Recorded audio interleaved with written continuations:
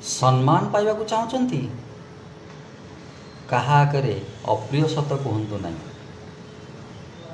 ଅପ୍ରିୟ ସତ କହିଲେ ସେ ସବୁବେଳେ ପାଇଁ ଆପଣଙ୍କୁ ଶତ୍ରୁ ଭାବିବ। ସମ୍ମାନ ଦେବା ତ ଦୂରର କଥା। First point. ସେକେଣ୍ଡ ପଏଣ୍ଟ ହେଉଛି ପିଲାମାନେ ଯଦି ବଡ଼ ହୋଇଗଲେଣି ବେଶୀ ଗାଳି କରନ୍ତୁନି। ଅଳ୍ପ କିଛି ଆକଟ କରିପାରନ୍ତି। ଯଦି ବା ଗାଳି କରିବେ କାହା ଆଗରେ ଯେମିତି ଗାଳି ନ କରନ୍ତି। ଏହି ସମୟରେ ସେ ଅପମାନ ମନେ ରଖନ୍ତି। କୌଣସି ବ୍ୟକ୍ତି ଅପମାନ ଭୁଲନ୍ତିନି।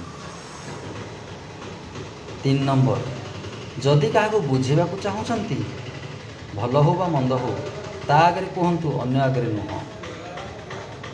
ଚତୁର୍ଥ ପଏଣ୍ଟ, ଯଦି କିଏ ଭୁଲ କରିଛି ଅନ୍ୟ ଆଗରେ ତାକୁ କୁହନ୍ତୁନି। ପୁଣି କଥାଟା ବୁଲି ବୁଲି ତାରି ପାଖରେ ପହଞ୍ଚିପାରେ। ଯଦି ତାର ପ୍ରକୃତରେ ମଙ୍ଗଳ ଚାହୁଁଥାନ୍ତି ତ ତାକୁ ଏକୁଟିଆ ଡାକି ବୁଝାନ୍ତୁ। ଫିଫ୍ଥ ପଏଣ୍ଟ, ସବୁବେଳେ ଜଣକୁ ଅଣ୍ଡର ଏଷ୍ଟିମେଟ୍ କରିବାକୁ ବା ଛୋଟ ଦେଖିବାକୁ ଚେଷ୍ଟା କରନ୍ତୁନି। ସେ ବୁଝିପାରିବ ଲୋକମାନେ ଏତେ ବୋକା ନୁହଁ। ସିକ୍ସଥ ପଏଣ୍ଟ, ସବୁବେଳେ ଦେଖେଇ ହୁଅନ୍ତୁନି ଯେ ଆପଣ ତାଠୁ ବଡ଼। ଆପଣଙ୍କ ପାଖରେ ବହୁତ ନଲେଜ ଅଛି ଥାଇପାରେ, ବେଶୀ ଦେଖେଇ ହୁଅନ୍ତୁନି। ଏମିତି ଅନେକ ପଏଣ୍ଟ ଅଛି। ଯଦି ଆମେ ମାନିବା ତାହେଲେ ହିଁ ହୃଦୟରୁ ପ୍ରକୃତ ସମ୍ମାନ ପାଇବା।